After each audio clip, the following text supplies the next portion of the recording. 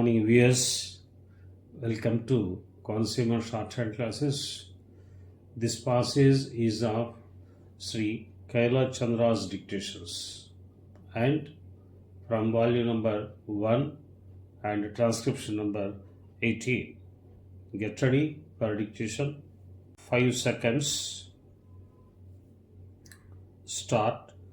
Mr. Vice Chairman, I wish the matter had not come up for discussion in this House in the forum in which it has come, because we will be discussing, it appears, the same subject more or less piecemeal in connection with the other two bills as well.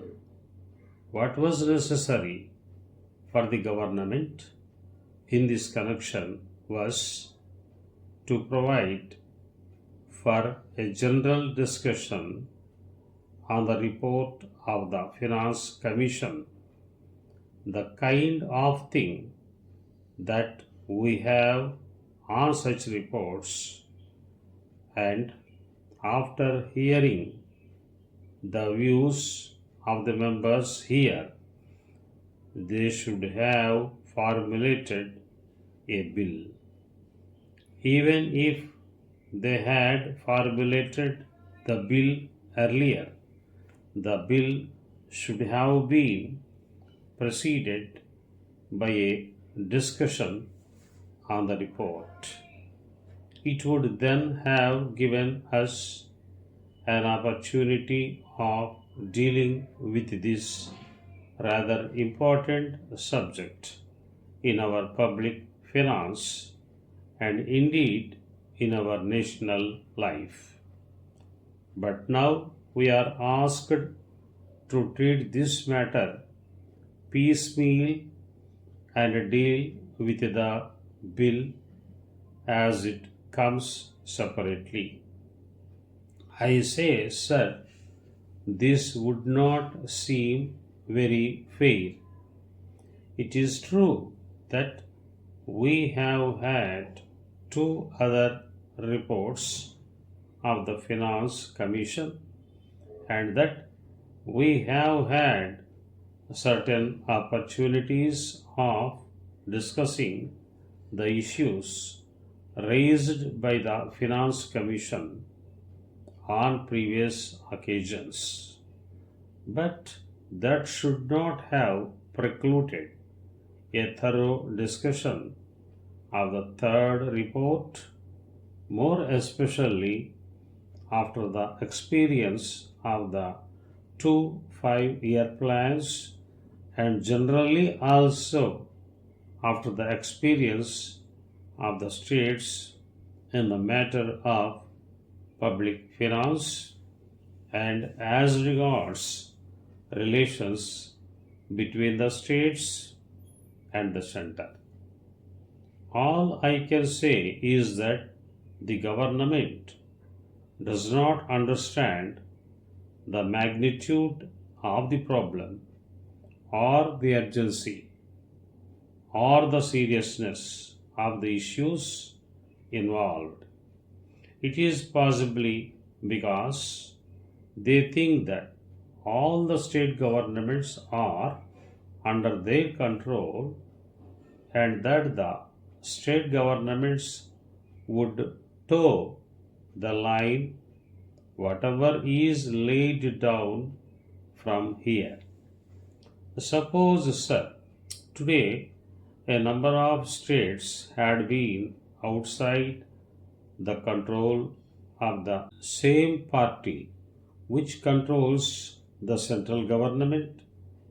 Problems would have become acute because conflicts between the state governments controlled by certain other parties and those controlled by the Congress party, which controls the central government, would have arisen sharply, calling for a thorough discussion and mutual consultation in a different way. Once they can get past whatever they like, and also once it is passed, the states will more or less accept without any protest the dispensation of the center. Now that the bill is before us, we have to speak on this subject rather on the general themes. Yet, I would like to make certain general observations in this connection because the basis of the bill is the report of the Third Finance Commission. This is a long-standing issue facing the public finance of the country. Those who have studied economics will know well how this matter had come up even during the British time when we did not have either independence or any kind of autonomy in the states, even in that setup. Even at that time, the state governments functioning under the British felt that something should be done with regard to adjustment of, especially in regard to the relations between the center and the states. There had been a long-standing controversy as to how the taxes, especially the income tax, should be divided between the center and the states. I do not deny the existence of the controversy, and this controversy is not easy to resolve.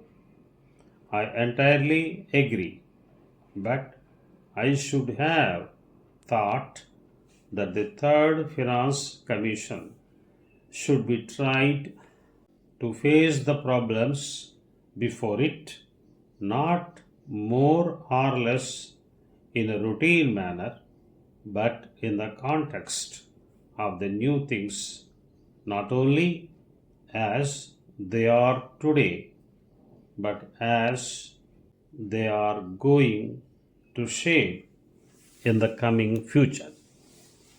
We have got what is called a quasi-federal constitution. I do not say federal constitution, although the spirit is there, but a quasi-federal constitution, because many of the powers that should remain with the states are now in the hands of the central government. Therefore, in that way, it is more unitary in character than federal. At the same time, structurally speaking, we have got the state assemblies, legislatures, state budgets, and so on. They function more or less in the same way. But if you go a little deeper into the affairs, it would immediately lead you to think that the states do not have any substantial real power, especially in the matter of finance. Perhaps at the time when the Constitution was framed, this aspect did not figure very much in the minds of the makers of the Constitution. We had just become free, and the concept of welding India into a solid nation was uppermost in the minds of those people who framed the Constitution and all others as well. In that background, it was quite understandable that it should be the dominant thought as to how to put the different segments of our country into a whole, namely the Indian Union. That's all.